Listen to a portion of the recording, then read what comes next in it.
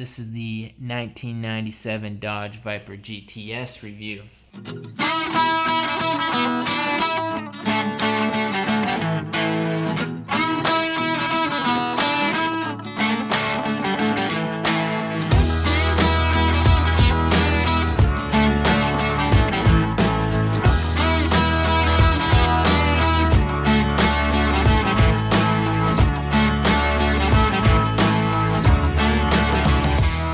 In 1997, you could have your choice of red or blue when you ordered this car.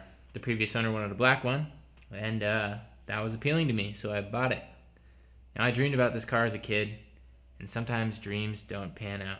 Now, when I was little, I simply liked the shape of this car, and now that I'm an old man, I view the car from an entirely different perspective. When I first started looking at Dodge Vipers, there were some features that immediately caught my eye. The adjustable pedals, comfortable seats with a manual lumbar pump, borrowed from a sphygmomanometer. No real door handles, just a little button. A hood that costs more than my entire BMW project. Projector lamps. Now this is interesting. The Chrysler Corporation brought projector lamps to a production car in 1969. It was called the Superlight. The inverted seatbelt design. When you first get into the car, you're going to wonder where the seatbelts are. The inverted windshield wipers. The enormous tires. The crotch AC vents. It actually shoots cold streams of air directly at you and the passenger's crotch, which is really great. It has a space frame tube chassis, and my favorite part about this car is the proper suspension setup. It has a front and rear dual wishbone setup, fully adjustable, and I mean fully adjustable. You can even adjust the toe curves from the factory. It also comes with adjustable Koni shock stock, which is pretty neat. Now the engine, it's an aluminum 8-liter V10 developed with the help of Lamborghini. When you look under the hood, you notice that there are dual throttle bodies and these beautiful red intake runners, and it's almost like a work of art. Now that's just what I noticed when I first got the car. Let's go for a quick test drive to get a feel for the car, and then you'll come back here. Alright, so we got nice gauges up here. We got coolant, oil pressure, fuel gauge, and then the battery gauge up here. Got a T56 right here, and if you notice, the angle of the shifter is shifted right towards the wheel, so I don't have to go very far when I'm leaving the wheel to hit the shifter. If I'm on a rev match like that, it's a very easy affair. This is not a bad car to drive around town. I know a lot of people will say that it is, but the clutch is pretty light, transmission is very nice, and there's all this torque on tap. The braking is very good, despite what some people say. When you do some work on the brakes, you put a high temp fluid in there, good pads, you're not going to get any fading. These brakes will do the job. And yeah, they're a little bit small because they had to fit them under 17-inch wheels. The automotive industry has really gotten out of hand with these big wheels and these big brakes. And I actually prefer these smaller wheels because the tires aren't too expensive, the brakes aren't too expensive. With this thing, you're probably going to get a lot of tickets. It's freaking fast.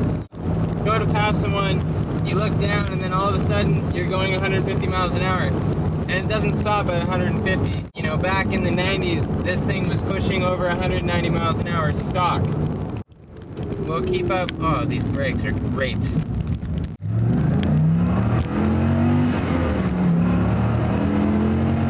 But yeah, it's just so fast. Oh my God. This is an incredible car. The seats are a little bit on the skinny side. I'm a lightweight guy, and they hold me in really well. I can't imagine this car being good for an overweight American. This interior is really basic, and I like that. There's no need to rip it apart.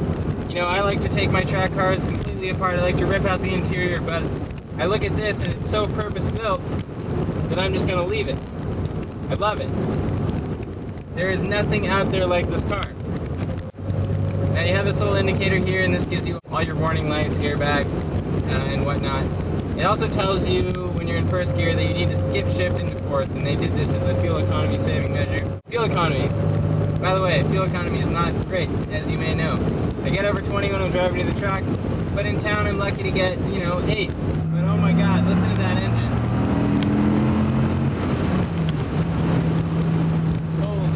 Steering feel is actually not great in this car. You can improve that by putting an aggressive alignment, giving it more positive caster, more negative camber. But what I really like about this car Because when you're looking out the windshield, you can tell exactly the attitude of the car. When the nose points right past the apex in a turn, you know that you've over-rotated and it's time to correct. You correct, and you bring it back, and it's over. It's a very straightforward car. And there's people that say that it spins a lot. Any car with a low polar moment of inertia is gonna spin a lot.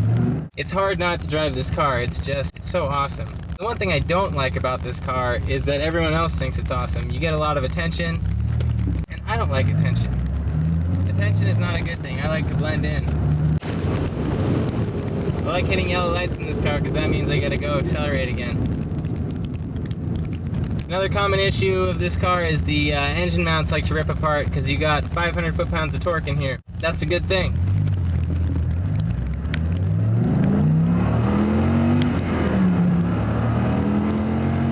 We're going over these bumps. This car scratches on everything because it's so low. You know, I took some of my friends out in this car and they all comment on how quiet it is. And I really like that. This is a car that I could daily drive. And I was daily driving it. I was daily driving it to work. And then someone hit it in the rear and that was expensive. There's a lot of fiberglass in this car and repairing that is very expensive, as I found out. Yes, I have comprehensive insurance on it. The incredible thing is the insurance only costs $300 for the year. So I was expecting this to be high. But compared to my BMW, compared to my Camaro, compared to my S2000, the insurance on this is by far the cheapest that I've ever had. It doesn't make any sense. This is a incredible sports car. It doesn't make any sense, but the insurance is very cheap. When you're going slow, you feel every bump in the road. Bump, bump, bump, bump, bump. But once you pick up the speed, it sort of smooths out. The car really squats down. What I noticed on the track is, as I got up over 100 miles an hour, the car got really stable. You know, I usually modify inexpensive cars. I don't play around with things like this. But I was really surprised at how much of a difference it made to drive something like this at high speed. You know, where the S2000 or the BMW 3 Series start lifting off the ground at high speed, this thing just feels like it's sucked onto the pavement, and it just wants to go faster and faster. Almost faster than I want to go. But it's a really neat feeling being that in control of something. All the gauges on this are all backlit with an orange light, and it looks really neat. I also have a auxiliary input wired into the factory radio. The stock radio really sucks, so I put new speakers in, a new amplifier, and it helped it out. It's still not great, but you know, it's better. Alright, I hope you guys enjoyed that test drive. I know I had fun with that car. Now there's some things that need to be fixed on the Viper before you take it out to a track event. One of the big things is the oiling system. You need to put in an oil baffle so that the engine doesn't starve of oil and blow itself up. That's kind of a big deal. There's also the plastic power steering pump pulley. You can replace that with the billet unit. The air conditioning system is a little finicky, but when you get it dialed in just right, and when you put the air on recirc, it gets really, really cold. So once I got that set up right, the air conditioning worked fine even when the temperature was over 100 degrees outside.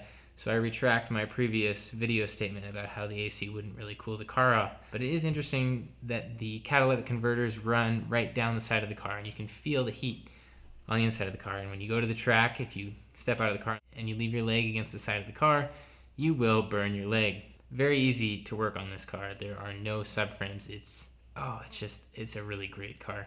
That's all I got on my Dodge Viper GTS. I hope you enjoyed the video. Thank you for watching.